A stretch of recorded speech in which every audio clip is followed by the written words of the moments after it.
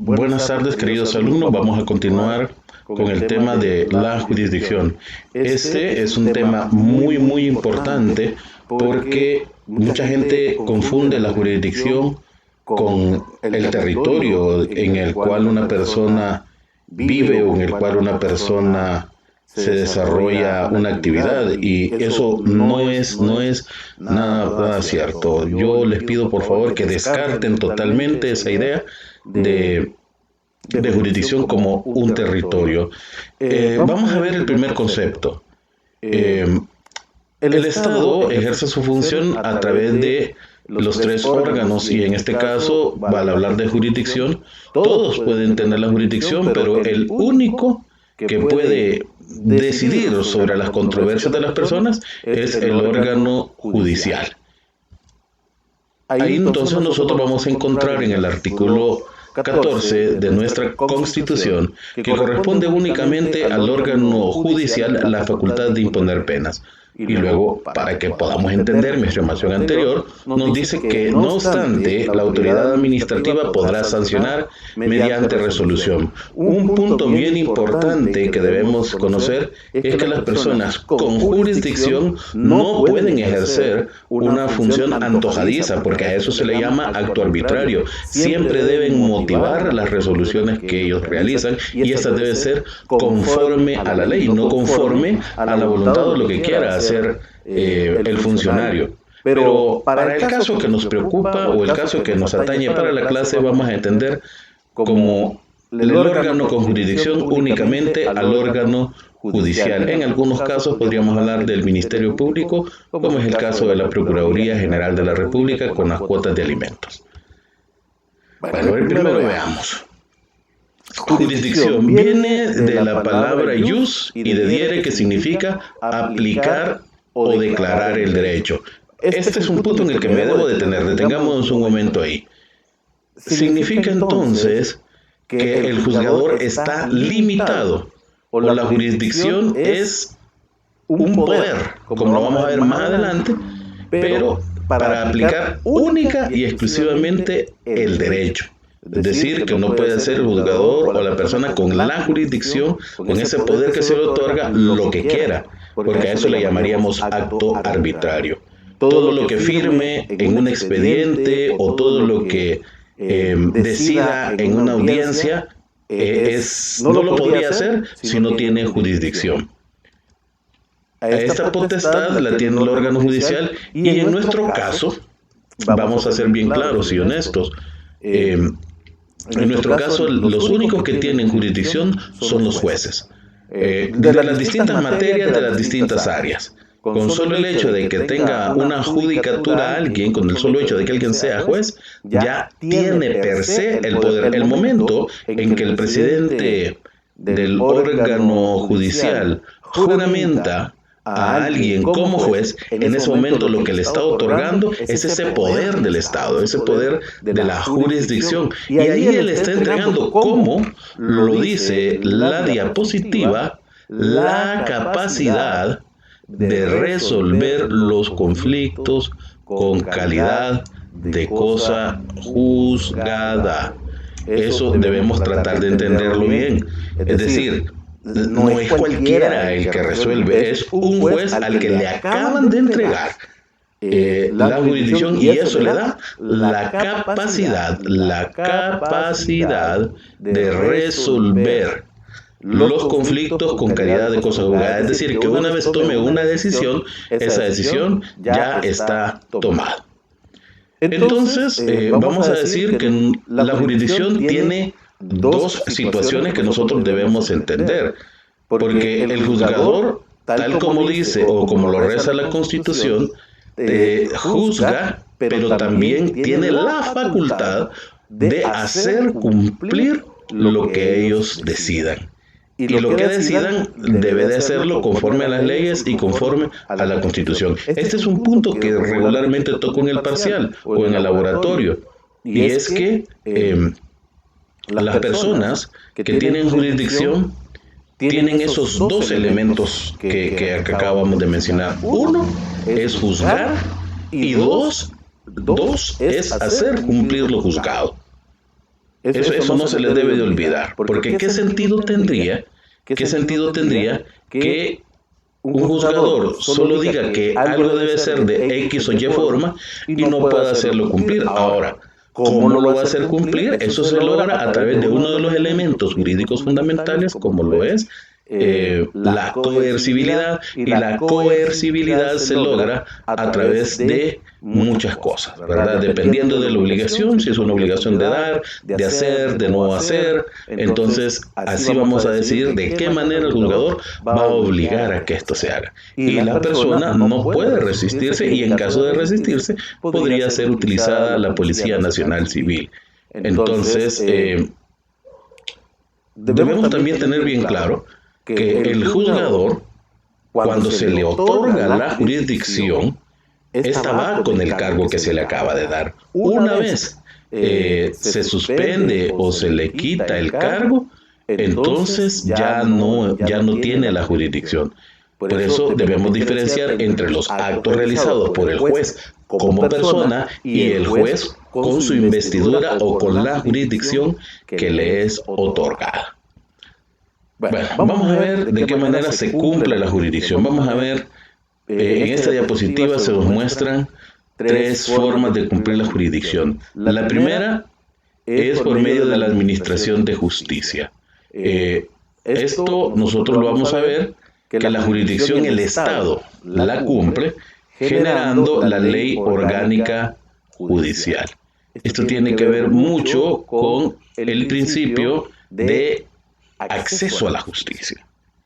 Entonces, el Estado no tendría cumplida su misión de garantizar seguridad jurídica a las personas si no lo hace por medio de la distribución de jueces a lo largo y ancho de El Salvador, desde Aguachapán hasta La Unión, de Chalatenango hasta La Libertad. Es decir, esta ley orgánica judicial es la que se encarga de distribuir las judicaturas en las distintas áreas. Bueno, el número 2 determina la competencia de los tribunales. Y el 3 establece las reglas de procedimientos que deben de cumplir los jueces. Aquí en esta es donde se crea el derecho procesal. Es donde nosotros podemos entender que el juzgador es enviado por el Estado para distintos lugares. Si a usted, por ejemplo, compañero o compañera, lo nombran juez o jueza, le van a decir, usted va a ser jueza con jurisdicción en el municipio de Arcatao, por ejemplo. Usted va a ir y allí, solamente allí, en Arcatao, usted va a poder ejercer esa atribución de, pongámoslo así, impartir justicia. Y le van a decir, usted va a ser, por ejemplo, juez de familia. No hay un juez de familia en Arcatao, pero pongámoslo de esta manera. Pero si usted lo mandan como juez de familia con jurisdicción en Arcatao y de familia, solo va a poder realizar esas funciones en ese municipio y solo en esa materia. A eso más adelante, como lo vamos a ver, se le va a llamar competencia. Entonces, también para esto, el Estado, a través de la Asamblea Legislativa, está en la obligación de crear los procedimientos que va a aplicar el juzgador allí en Arcatao. Y de la misma manera lo va a hacer en todo el país. Eso debemos de tenerlo bien claro. Ahora, ¿cuáles son los componentes de la jurisdicción? Muy atentos con esto, muy atentos, porque los elementos o componentes de la jurisdicción son 2. Y uno depende necesariamente del otro. No puede existir el uno sin el otro. Seguramente, y les aseguro que esto sí sale en el parcial. ¿Cuáles son los elementos o componentes de la jurisdicción? El primero es el elemento de la cognición. Cognición es de conocimiento. Y aquí es donde vamos a utilizar los argumentos escuchados antes. ¿Cómo va a tener conocimiento el juzgador de algo que está sucediendo en alguna parte del país? Pues bueno, a través del derecho de acción. Cuando la persona utiliza el derecho de acción, a eso le llamamos accionar, y llega a donde el juzgador o juzgadora y hace del conocimiento acerca del litigio que debe de resolver. Aquí es donde aplica aquel famoso aforismo jurídico que se llama el iura novit curia, que significa el juez conoce del derecho. Ya ve que no solo lo ocupan en penal, sino que en todas las áreas.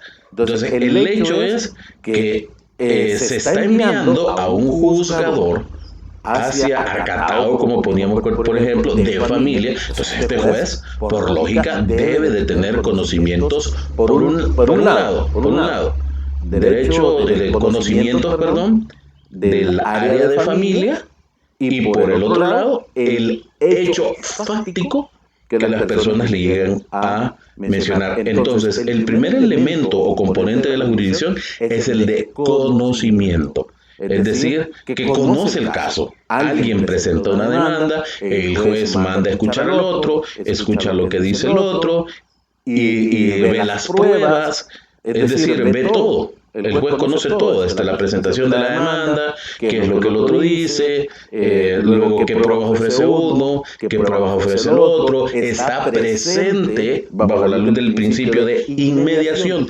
en esas audiencias y al final viene y toma una decisión. Hasta allí llega el elemento de la cognición, de conocer del caso y hasta resolverlo.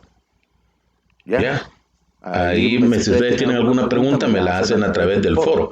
Y segundo, la ejecución, que esta no necesariamente tiene que hacerse una ejecución forzosa. Se supone que las personas tienen la capacidad de cumplir y se están sometidas al Estado. Entonces, cuando se someten a una demanda y el juez decide, el que pierde tiene la obligación de cumplirlo. Pero al no hacerlo, ese es el otro elemento de la jurisdicción, hacerlo cumplir. Y es ahí, cuando usted escuche ejecución de una sentencia, significa que el juez de manera obligada va a hacer que el otro cumpla lo que le ordenó. Eso es lo que vimos en láminas anteriores, que tiene que ver con el cumplir, el juzgar, repito, el juzgar y el hacer cumplir lo juzgado. Terminemos esta diapositiva recordando los elementos componentes de la jurisdicción.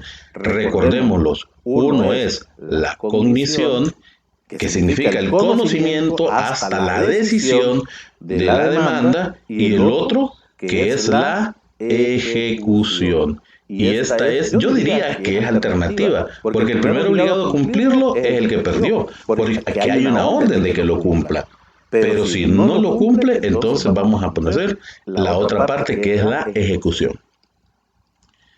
Entonces, ahí es donde esta diapositiva nos habla de este segundo elemento, de la coercibilidad.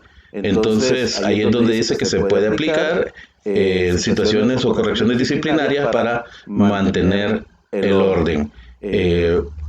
Puede hacer, por ejemplo, el juez para que alguien se someta al proceso, lo puede hacer comparecer por medio del apremio. Es decir, el juez le llega a alguien a poner una demanda y, por ejemplo, para un juicio conciliatorio. Llama al otro para que venga a la audiencia, el otro hace caso omiso, no puede hacer caso omiso, entonces el juez da una orden, firma una orden para la Policía Nacional Civil, para que la Policía Nacional Civil vaya hasta la casa de la persona que ha sido citada, para que ésta comparezca ante el juzgador. Es decir, nadie puede negarse a la orden de un juez. Pero también debo dejar bien claro otra situación. La Policía Nacional Civil ellos no pueden tomar la decisión de ir ellos a traer a alguien sin una orden de un juez. Por eso, si alguien llega a su casa y le dice, venimos para que usted haga tal situación, el policía por sí mismo no lo puede obligar. Tiene que llevar una orden de un juzgador para que lo haga cumplir. Pero también podemos decir que en estos procesos de cognición y ejecución también puede hacer que una persona sea llamada a contestar una demanda, que se le avise de que tiene una demanda, pero recordemos que está el principio dispositivo. La persona si quiere contesta o no contesta, pero el proceso se va a llevar a cabo, llegue o no llegue la persona. La decisión que se tome, la ejecutará el juez, hará que se cumpla aún que la persona esté ausente.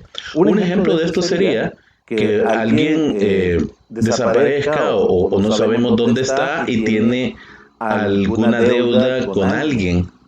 Y entonces, pero sí sabemos que tiene bienes inscritos en el Centro Nacional de Registros o en el, por ejemplo, en el Registro Público de Vehículos. Entonces ahí la persona que es acreedora puede demandar al otro, y si el otro no aparece y el juez no lo localiza, no va a pasar nada. Simple y sencillamente el juez al final va a nombrar un curador ad litem a una persona que lo represente mientras dura el proceso, y al final va a tomar una decisión. Esa decisión la va a hacer cumplir por medio de un juez o por medio de un ejecutor de embargos o un ejecutor que va a ir al registro a poner a nombre del acreedor lo que le quitaron el otro. Entonces hay muchas formas de hacer cumplir el elemento de la cognición. Recordemos, los elementos o componentes de la jurisdicción son la cognición, que es el conocer del caso desde que se presenta la demanda o la solicitud hasta que la resuelve, y el segundo es la ejecución. Bueno, hay otros actos. Recordemos, al inicio del ciclo pudimos ver que habían actos que son llamados de jurisdicción voluntaria.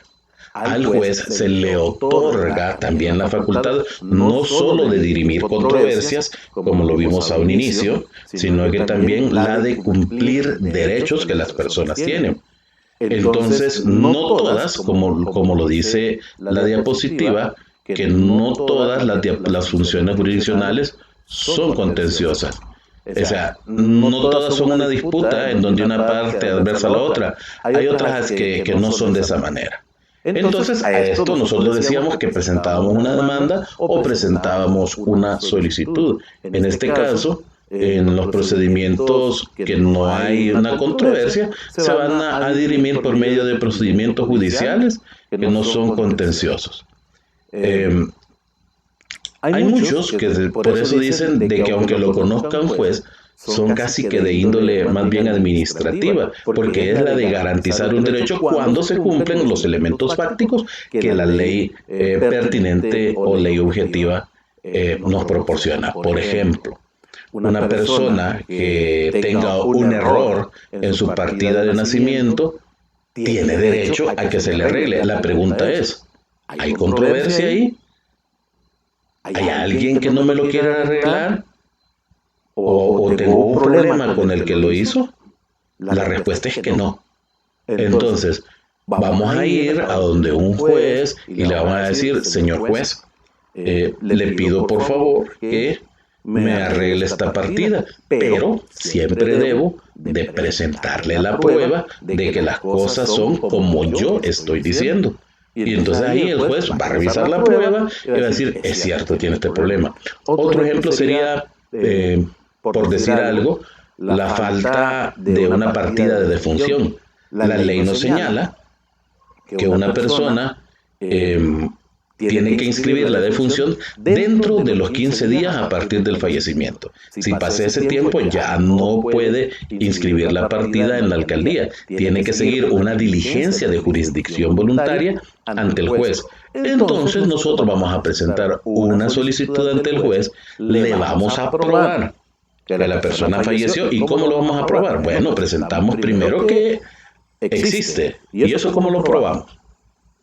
Exacto, con la partida de nacimiento.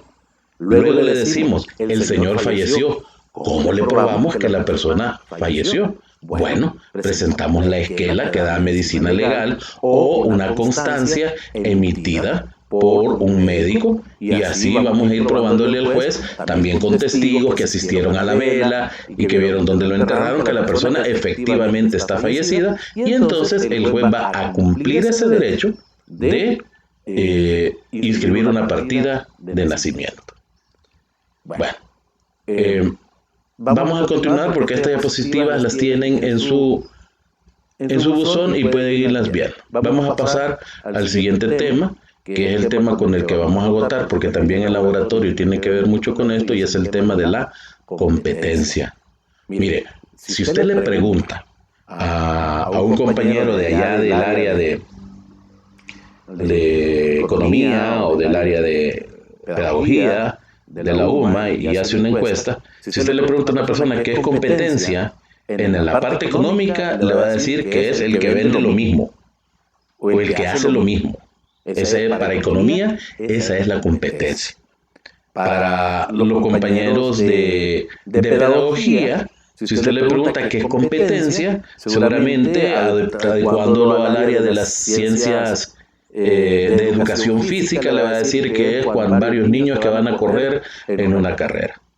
Pero eso no tiene nada que ver con lo que nosotros vamos a entender en otras áreas. Por eso esta diapositiva nos muestra esos dos conceptos, que es lo que otros entienden acerca de la competencia. Pero en materia jurídica, la competencia es la atribución legítima a un juez u otra autoridad para el conocimiento o resolución de un caso.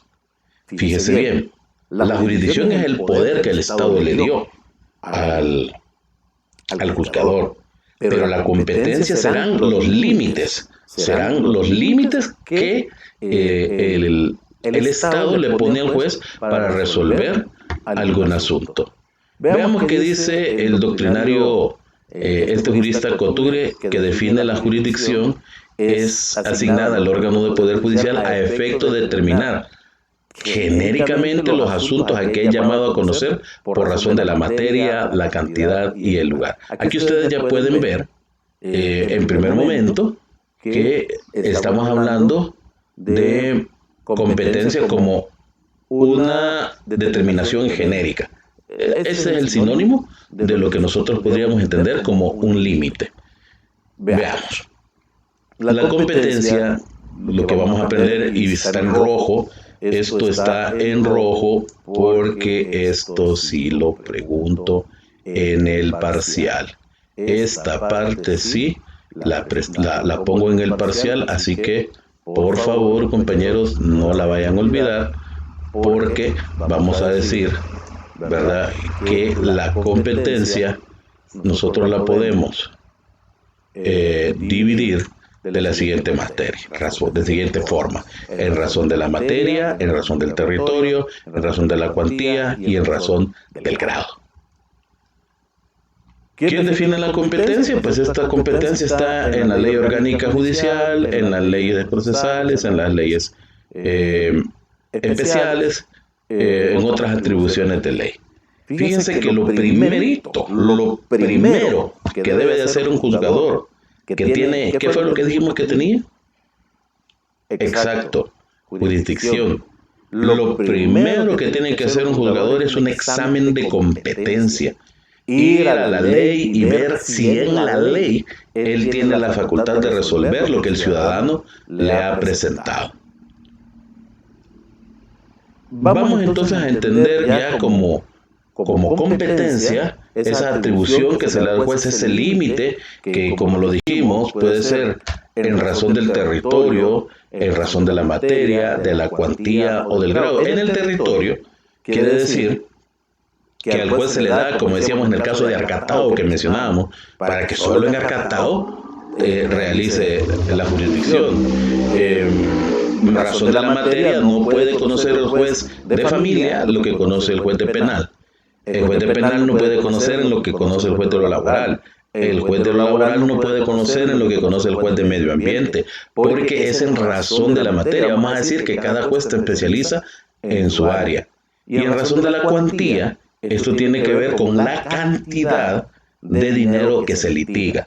Por eso vemos nosotros que hay juzgados de menor cuantía, que no, si no mal recuerdo es hasta, no sé si son $5,000, y ahí lo investigan, y luego están los juzgados de mayor cuantía. Es decir, hay jueces que son nombrados para cierta cuantía y ciertos jueces que no. Debo de aclarar lo del grado, porque aquí tenemos que hablar de instancias.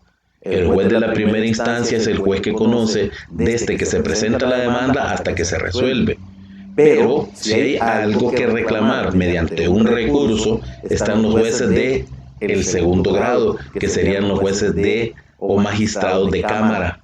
Y luego después de los jueces o magistrados de cámara están los magistrados de la sala.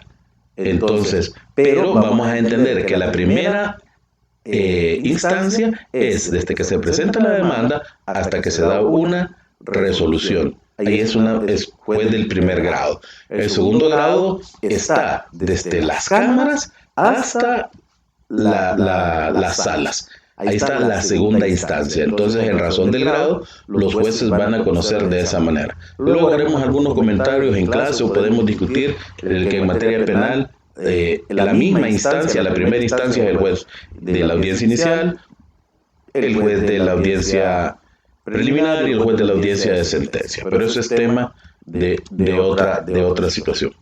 Entonces, ¿qué vamos a hablar como conflicto de competencia? Esto es seguro también que yo se lo voy a preguntar porque le va a pasar muchas veces en clase que usted va a preguntar, bueno, ¿y qué es un conflicto de competencia? Bueno, ya vimos que un juez tiene competencia en razón de la materia y en razón del territorio. Hablemos, para ponerles un ejemplo, de un juez que tenga que ver con Apopa.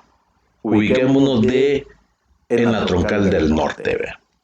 El juez de Apopa conoce desde allá por la Popotlán hasta por ahí, por el kilómetro 11, porque allí comienza, del kilómetro 11 para allá, comienza Cuscatancingo.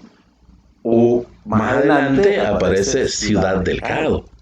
Entonces, puede ser que yo presente una demanda al juez de familia o al juez de lo civil de Apopa y el juez de Apopa diga no, porque el demandado vive en Cuscatancingo, tal como dice la demanda, no soy competente, le toca al juez de Cuscatancingo.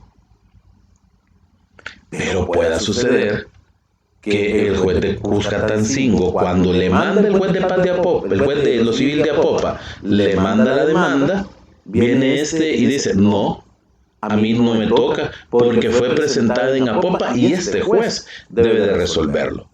Entonces ahí tenemos un conflicto.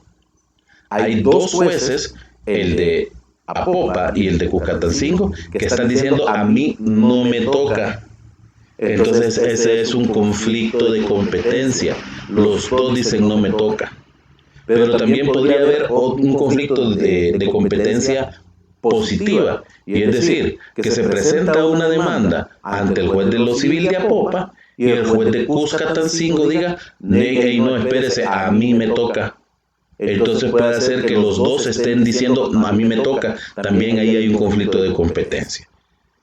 Acuérdese que lo primero que dijimos es que el juez realiza, al recibir la demanda, decide si le toca o no, hace un examen de su competencia.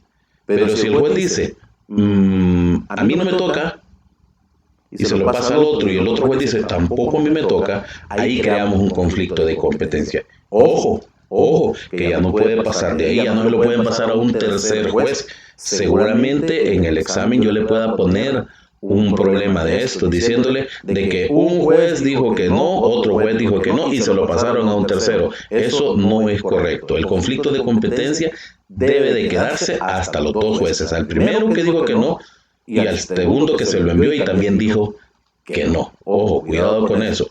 Entonces, por eso es que ahora sí, con este ejemplo, creo que al leer la definición sí lo vamos a poder entender. Vamos a entender que la competencia es el conflicto de aceptación o de rechazo de una atribución de competencia que hace un juez. Por eso decimos que el que dice que le toca es el juez, al conocimiento de una controversia, proceso o diligencia. Yo creo que hasta aquí vamos bastante claros. Si hay alguna pregunta, como les he dicho, me la pueden hacer a través del foro. Ya estas diapositivas las tenemos y vamos a continuarlas para que usted las pueda ver más tranquilamente en su casa. Y hasta aquí vamos a llegar nosotros con este tema. El siguiente que vamos a analizar es el tema de la pretensión procesal. Tomen en cuenta todo lo que ya dije o todo lo que estuve realizando a través de esta clase para que puedan ustedes hacerme las preguntas necesarias, porque este también es un material que pueden utilizar para el laboratorio 2. Gracias por estar pendiente de cuando subo los videos para que ustedes puedan estudiarlos. Espero muy pronto tenerlos en clase. Sé que estamos acostumbrados de esta manera. Tengan paciencia, todo va a pasar. Tengan fe, tengan confianza en el Señor, cuida a su familia y nos vemos muy pronto.